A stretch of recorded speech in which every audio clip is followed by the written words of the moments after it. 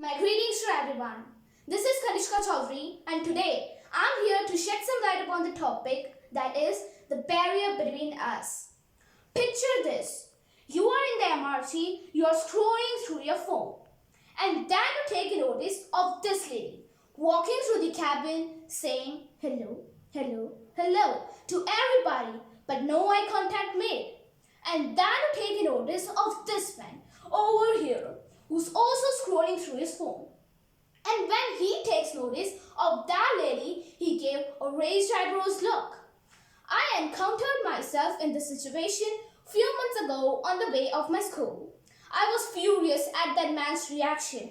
But what I also noticed that reaction was demonstrated by several people in that cabin. I kept quiet but I went home and dwelled on it. I then realized that lady was a special needs person. So, special needs, huh? What is it? In my opinion, special need is euphemism for disabled and separate. Disabled. It's a very common term. You may have heard about it. Disabled individual, disabled person, so many things. But separate? Have you ever tried to link the word separate? Maybe not, but I did. How did I link it? Let me explain this to you. So here we are, the normal people community.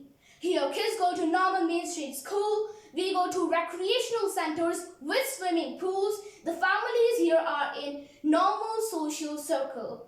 But then there is this barrier, and across this barrier is a completely different community. Here kids go to separate schools, the families here are in separate social circles, separate facilities, separate services, everything with the word separate in front of it. Why this barrier, may I ask?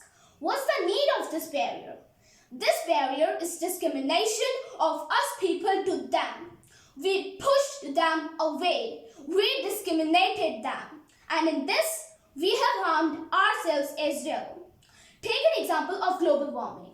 The harmful toxins when released into the air and toxify the environment, what will they also do? They will harm ourselves as well.